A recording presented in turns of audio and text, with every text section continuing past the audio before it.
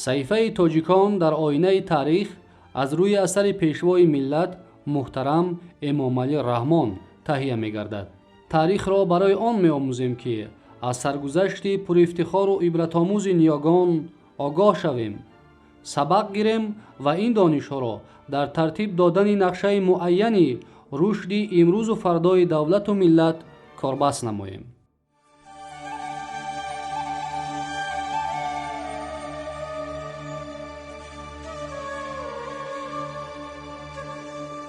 صحیفه تاجیکان در آینه تاریخ را از موضوع باختر و سوخت گهواره نخست دولت تاجیکان ادامه می‌دهیم.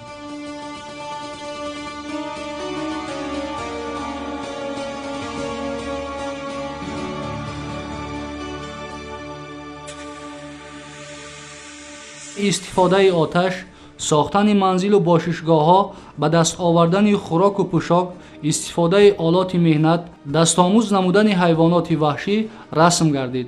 مثلا در دوره پادشاهی هوشنگ آدمان استفاده آتش را آموخته، آهنگودازی و آفریدن آلات مهنت را پیش گرفته باشند.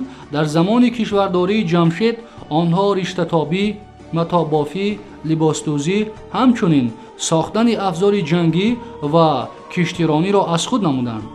میتوان افزود که در شاهنامه آیین‌های استقبال نوروز، مهرگان و سده چون دستاورد پادشاهان عهد قدیم یعنی پیشدادیان قلمداد شده است. درباره زمان پادشاهی سلسله پیشدادیان و دوره حکومتداری آنها سخن عمیق گفتن دشوار است.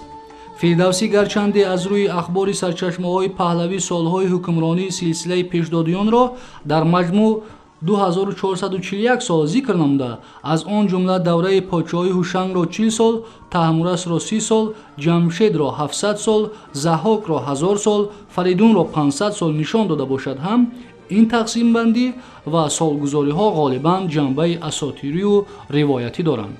با وجود همه این، پیشدادیان چون اولین پادشاهان طایفه های آریایی نژاد علل خصوص تاجیکان اعتراف شدند و نام و نسب نیاگان ما را به دوره های جامعه ابتدایی، پدید آمدن اتحادهای اولادی و قبیلوی، آغاز چارواداری و زراعتکاری، تشکل مدنیت مادی، عنصرهای دولتداری عهد قدیم و غیره برده می رساند. ناگفته نماند که سلسله پادشاهان پیشدادی در اکثر قسم‌های اوستا آثار پهلوی بوندهیشن، دینکرد، مینوی خرد، خدای نامک، آثار تاریخی دیگر از جمله کتاب الاخبار طوال دیناوری، مروج الذهب مسعودی، ترجمه تاریخی تبری بلعمی، شاهنامه ابو منصوری، فارسنامه ابن بلخی و غیره ذکر گردیده چون پادشاهان تاریخی شناخته شدند.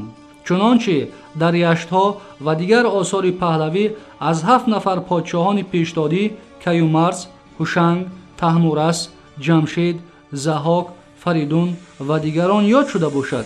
در شاهنامه و تاریخنامه‌های من بعد همه ملوک این سلاله که عبارت از 10 نفرند با اضافه افراسیاب 11 نفر پر را توصیف یافتند. برای تقویت فکر رو به کتاب ابن بلخی می‌آوریم که هنگام ذکر پادشاهان و تاریخ آنها 11 پادشاه پیشدادی را ذکر نموده چنین نوشته است: روایت است از اصحاب تواریخ و علما و تواریخیان که جمله این ملک 4 طبقه بودند: پیشدادیان، کیانیان، اشغانیان، ساسانیان، و 2 طبقه از این جمله پیش از اسکندر رومی بودند، او را ذوالقرنین خواندندی، پیشدادیان و کیانیان، و 2 طبقه دیگر بعد از اسکندر رومی بودند، اشغانیان و ساسانیان، و هر 4 طبقه از نژاد کیومرثند و عدد همگان با اسکندر رومی 72 پادشاه و مدت ملک ایشان با روزگار اسکندر 4181 سال و چند ماه بوده است. ابن بلخی شماره شاهنشاهان سلاله پیشدادیان را 11 پادشاه، سلاله کیانیان را 9 پادشاه، سلاله اشکانیان را 20 پادشاه و سلاله ساسانیان را 31 پادشاه ذکر کرده در آغاز ضمن روایت‌های اساطیری و بعدتر در زمینه تصویر واقعیت تاریخی سخن می‌راند.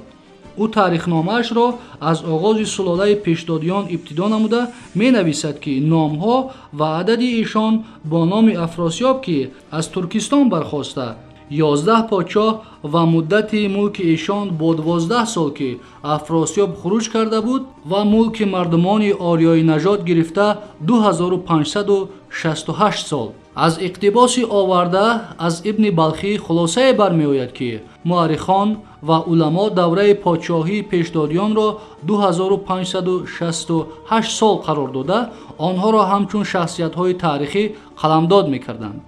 миёни шоҳномаи Фирдавсӣ ва форсномаи ибни Балхӣ дар муқаррар намудани фосилаи ҳукмронии сулолаи пешдодиён ҳамагӣ 127 сол тафовут ҷой дорад. дар шоҳнома ҳукмронии ин сулола 2441 сол зикр шудааст, ки дар қиёси ҳазорсолаҳои таърих фосилаи казоӣ нест.